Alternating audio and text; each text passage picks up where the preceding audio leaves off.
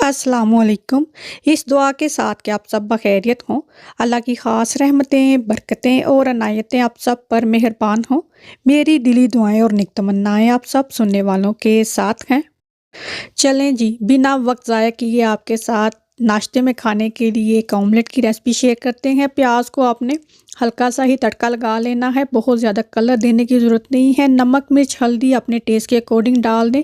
थोड़ा-सा पानी का छींटा लगाएँगे, ज़रा-सा ही प्याज़ को पकाना है और पतली कतलियों में कटे हुए आलू इसमें डालकर इसको मिक्स कर देना है। थोड़ा-सा पानी का छींटा लगाएँगे और आलूओं को हमने 50% तक गला लेना है, फुली डन नहीं करना है। और फिर इसके ऊपर टमाटर के स्लाइस जो हैं वो डाल देंगे और थोड़ी-सी नमक मिर्च डालनी है ताकि टमाटर में थोड़ा-सा फ्लेवर आ जाए। और फिर इसमें एक-एक करके अंडे जो हैं वो हमने इसके ऊपर डाल देने हैं। और नमक मिर्च इस स्टेज पर भी मैंने थोड़ी-सी डाल दी थी, ज़रूरी नहीं है, ताकि इसमें फ्लेवर आ जाए। हरी मिर्चें, हरा धनिया डालकर इसको दम पर हमने रख देना है ताकि अंडे जो हैं वो एग वाइट अच्छे से कुक हो जाए, एग योक जो है वो वैसे ही रहेगा और इस तरह से मज़ेदार सा ऑमलेट जो है तैयार हो जाएगा।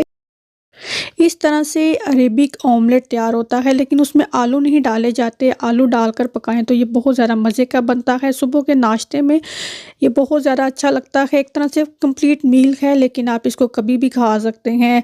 ब्रेड के साथ वैसे खा लें या वैसे ही इसको खा लें, तो ये बहुत मज़े का लगता है। सर्दियाँ आ गई हैं तो ड्रायर जो है ये भी ऑर्डर किया था, आ ही गया। टंबल ड्रायर जो है ये पहले नहीं था हमारे घर में। लास्ट ईयर इसकी बड़ी ही ज़रूरत रही, क्योंकि सर्दियों में कपड़े जो हैं वो सुखाना काफ़ी काम है, क्योंकि कपड़े काफ़ी ज़्यादा होते हैं। तो फिर इस साल हमने सर्दियां शुरू होने से पहले ही मंगवा लिया। गर्मियों का सीज़न चूँकि गार्डन का सीज़न होता है, गार्डन पर तवज्जो दी जाती है, लेकिन सर्दियों में घर को सजाया जाता है और ऑटम की जो है डेकोरेशन बहुत ही अच्छी लगती है। मैंने ये पम्पकिन मंगवाए थे, जो मैंने पहले यहाँ ट्रे में रखे तो वो नज़र ही नहीं आ रहे थे, तो फिर मैंने इनको हैंग कर दिया। और कुछ फ्लावर यहाँ पर लगाए हैं, इनकी लाइट ऑन होती है। और एक गार्लैंड जो है यहाँ पर मैंने विंडो के अराउंड लगा दी और थोड़ी सी डेकोरेशन जो है वो अपने किचन काउंटर पर की। मुझे ये था कि मैं शॉपिंग जो है वो कर लूँगी, क्योंकि ईमान और कैसर गए हुए थे, तो मैंने कहा जब वो आएंगे तो फिर मैं चली जाऊँगी, अकेली क्या मैं जाकर शॉपिंग करूँ। तो जब मैं गई, मैंने प्राइमार्क से कुछ चीज़ें चाहिए थी, तो वो वहाँ से बिक चुकी हुई थी। था ही कुछ नहीं। मैंने कहा ये क्या हुआ, मतलब ऐसे कुछ एक चीज़ें मैंने पसंद की थी प्राइमार्क से, वो मैं टाउन वाले भी गई, फिर यहाँ हमारे घर के पास है वहाँ भी गई, तो कहीं पर भी नहीं थी, बिक गई थी। इवन ऑनलाइन भी नहीं थी। मुझे बहुत सी चीज़ें आर्गोस पर सही लगी, कीमत के लिहाज से बहुत ही ज़बरदस्त थी, तो वहाँ पर भी नहीं थी, तो मैंने उसको रिमाइंडर में डाल दिया, जब आएंगी तो पता चल जाएगा। और यहाँ पर मैंने लाइटिंग लगाई हुई है, क्योंकि इस एरिया पर एक जैसी लाइटिंग जो है वो नहीं लगती जिस तरह के किचन के पास काउंटर है, तो यहाँ पर भी मैंने डिफरेंट सी लाइटिंग लगाई है। तो रात को आपने देखा कैसा लुक आता है, बहुत ही ज़बरदस्त लगता है। ऑटम सीज़न में बिरयानी पके, पुलाव पके, तो उसके साथ ज़्यादा राइस तो लाजमी ही पकाए जाते हैं। अभी पिछले ही व्लॉग में मैंने कहा कि किचन मेरा स्टूडियो है और यहाँ पर जब मैं रिकॉर्डिंग करती हूँ तो थोड़ा खुलिया भी सही रख लेती हूँ, और आज खुलिया सही करने की ज़हमत ही नहीं हुई, नौबत ही नहीं आई, या टाइम ही नहीं मिला। मैंने कुकिंग करनी थी, बाहर भी जाना था, तो मैंने कहा अगर मैं बाहर चली गई तो भी मुझे टाइम लग जाना है, खुलिया सही करने में भी टाइम लग जाना है, तो मैं पहले खाना बनाती हूँ, बाकी सारे काम मैं बाद में करूँगी। खाना सबसे ज़रूरी है, खुलिया सही किए बगैर भी खाना बन जाएगा। पता नहीं, मुझे लगता है मेरे साथ ऐसा ही होता है, कोई भी काम है मैं आराम से करती हूँ, हो जाता है, ज़रा सा उसको हाईलाइट कर दूँ तो वो पोज ही लग जाता है, वो लंबा ही हो जाता है, लटक ही जाता है। मेरे बच्चों को चिकन टिक्का बिरयानी या बोनलेस चिकन की बिरयानी जो है वो अच्छी लगती है, होल चिकन की भी सही रहती है, हमें वो पसंद है। लेकिन यहाँ के बच्चे जो हैं वो हड्डी वाला गोश्त नहीं खाते हैं, तो फिर हड्डी वाला गोश्त पका लिया जाए चिकन या वैसे, तो उनको हड्डी उतार कर ही देना पड़ता है खाने के लिए। तो बोनलेस चिकन की बिरयानी बहुत ही अच्छी बनती है। मुझसे अक्सर ही पूछते हैं कि ये ड्राई तो नहीं होता? बिल्कुल भी ड्राई नहीं होगा। आपने इसको ढककर पकाना है ताकि ये अपने ही जो इसमें लिक्विड है उसी में ये अच्छे से गलेगा, तो ये बिल्कुल भी ड्राई नहीं होगा। थोड़ा सा केवड़ा वाटर मैंने जो बिरयानी का मसाला है उसमें डाल दिया है। यहाँ भी केवड़े वाटर में ज़ाफ़रान डाला हुआ है, हरी इलायची, नटमेग और मेस मैंने इसमें डाल दी है।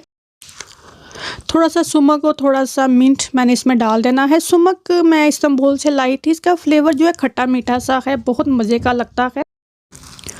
और ये टर्किश मिंट जो है इसकी खुशबू वैसे जो यहाँ से हम मिंट लेते हैं उससे बड़ी ही डिफरेंट है, मुझे ऐसा लगता है। मैंने मतंजन बनाई है चावलों को, जब दम आ गया तो फिर इसमें मैं ये जो मतंजन के रंग है ये डालकर मैं इसको अभी साइड पर रख दूँगी। 10 से 15 मिनट ये ऐसे ही पड़े रहेंगे, तो जो इनके रंग हैं वो सेट हो जाएंगे। हम चूँकि रोज़ शुगर खाते हैं तो उसका रंग थोड़ा सा वाइट शुगर जैसा नहीं होता, तो इसीलिए चावलों का रंग ऐसा है। तो ये देखिए यहाँ चिकन में कितना ज़्यादा वाटर हो गया है, हालांकि मैंने इसमें पानी नहीं डाला, टमाटर और योगर्ट डाले हैं। जो चिकन का अपना वाटर है उस वजह से भी थोड़ा वाटर हो गया है, तो इसी में ये पकेगा तो ये ड्राई नहीं होगा। दम देते वक्त जो मैंने मिक्सचर तैयार किया था ज़ाफ़रान, केवड़ा वाटर और बाकी चीज़ों का, तो वो इसमें डाल देना है और उसको दम लगा देना है। पहले भी मैंने थोड़ा सा केवड़ा वाटर ज़ाफ़रान डाला था सालन में, लेकिन दम देते वक्त डालने से ये होगा कि इसकी खुशबू बड़ी ही फ्रेश रहेगी। ऑटम सीज़न हो या सर्दियों का सीज़न हो, इस तरह की कैंडल लाइट जो है मुझे बहुत ही ज़्यादा अच्छी लगती हैं। और ये जो फ्रेगरेंस एसेंशियल ऑयल लेकर आए हैं, तो मेरे पास था होल्डर, तो वो पता नहीं कहीं रखा गया है या फेंका गया है। तो मैं गई भी थी प्राइमार्क, मुझे वहाँ से नहीं मिला, तो मेरे पास ये कैंडल होल्डर है। इसके ऊपर प्लेट रखते हैं और एसेंशियल ऑयल जो है वो इसके ऊपर डाल दें तो बड़ी ही अच्छी इसकी खुशबू है। ये लेमन ग्रास है और बड़ी अच्छी इसकी खुशबू आती है। ये जो एसेंशियल ऑयल है मुझे लगता है ये बाथरूम के लिए बड़े ही सही हैं। आपको क्या लगता है? रूम में भी इनकी खुशबू आती है, लेकिन बाथरूम में बड़ी ही ज़बरदस्त इसकी खुशबू आएगी। और ये है जी व्यू शाम के वक्त का, कैंडल लगी हो और बहुत ही ज़बरदस्त किचन जो है वो हो गया है। मैंने ये किचन बनाया था रमज़ान के बाद, आई थिंक बनाया है, सर्दियाँ पहले ही आई हैं, तो मुझे इंतज़ार था कि जब ऑटम सीज़न आएगा उस वक्त मेरे किचन का क्या लुक होगा। इसके ऊपर मैंने पहले दीवार पे शीशे लगाए थे, वो एक कमी रह गई क्योंकि शीशे सही लग नहीं रहे थे, वो उतरना शुरू हो गए थे और थोड़े से अनइवन से थे। तो या तो इसका कोई प्रॉपर हल निकालूंगी मैं, ढूंढ रही हूँ अगर कोई मुझे ऐसे मिल जाए। वैसे अभी जो मैंने यहाँ पर पीछे लगाई है शीट ही एक तरह से, इसके ऊपर शीशे जो हैं आराम से लग जाएंगे, लेकिन मैं रिस्क नहीं ले रही कि ये शीट ही ना ख़राब हो जाए मुझसे ना। बिरयानी वैसे भी पक जानी थी, लेकिन कितने एक्स्ट्रा इंग्रेडिएंट्स उसमें डाले, उसका फ्लेवर बड़ा ही अच्छा आया। और घर वैसे भी सही था, लेकिन इतनी डेकोरेशन हम कर देते हैं। लेकिन जब हम इबादत करते हैं तो उसमें हम शॉर्टकट वे ढूंढते हैं। ऐसी नेल पॉलिश मिल जाती हैं जो वाटर रेजिस्ट हैं, तो उसके साथ नमाज़ पढ़ लें। मेकअप ऐसा है जो वाटर रेजिस्ट है, तो इन चीज़ों से हम सिर्फ अपने आप को तसल्ली दे सकते हैं। तो जिस तरह खाने हम पूरे लवाजमात के साथ खाते हैं, घर को सजाने में कोई कसर नहीं ना रखते, इसी तरह नमाज को पढ़ने में भी कोई कसर ना रखा करें। और ना ही कोई लवाजमात रखें कि ये नेल पॉलिश सही है या ये मेकअप सही है या ये है वो है।